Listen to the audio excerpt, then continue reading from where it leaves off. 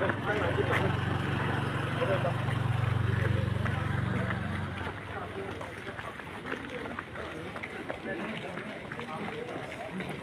ี้ค่ะตาเตกับปังปับลิปิฎกสามกวางที่วัดนะครับเนาะเมื่อไหร่เป็นวันที่2 เดือน26นะครับเนาะจริงเอาจริงเลยจะแดงนะครับพี่น้องเขาที่ได้มาได้สั่งได้มาได้สั่งที่ได้รู้ได้หันกันนะครับเนาะเขาพบเป็นก็มีอยู่เป็นตีนร้อยเงาจึงได้นะครับเนาะ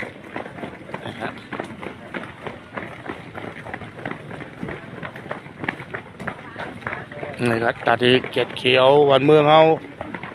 หนังไอ้พวกที่ได้เศร้าขอหนังไอ้พวกที่ได้มีดองทางเพียงเปิดใน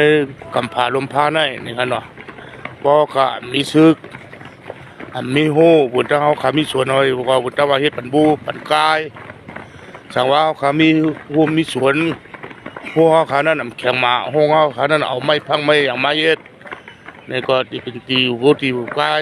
ายก็จังที่เอากินกะง่ายๆดีๆนี่กันเนาะเอาขายพี่น้องครับ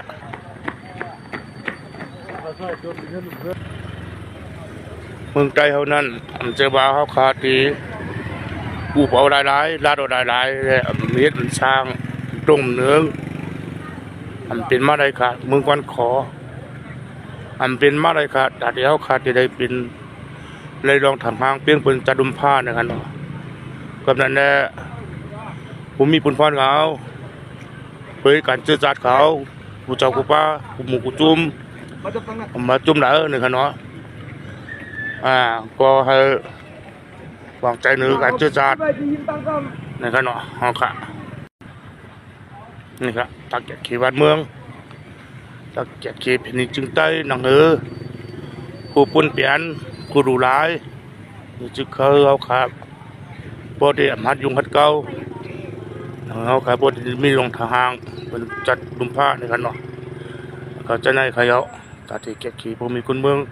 ในกระดาษเย็นหนึ่งเนาะเหมือนที่เลี้ยงนั่นเนาะเราลองสองเราลองสอง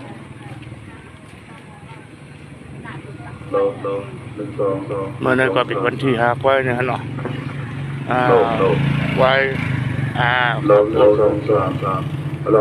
70 ปีเขาพาก็จะเป็นมือฮื้อนะครับเนาะวันที่7นะครับเนาะครับ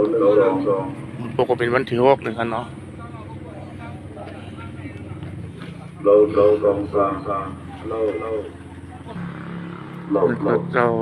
สุกลุงคือปิวนะครับเนาะสองลูกน้องตะเป้นะครับเนาะครับสุกลุงคือปิวนะครับเนาะเขา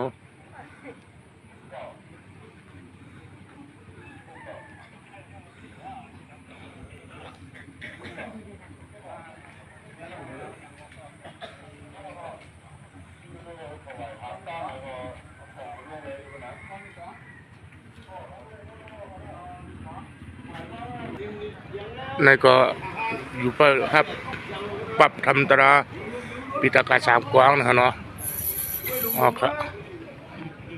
สื่อขานเขาไปครับปรับทำตรา1 2ปิฎกสามกวางนะครับ1 2 3ตามโดย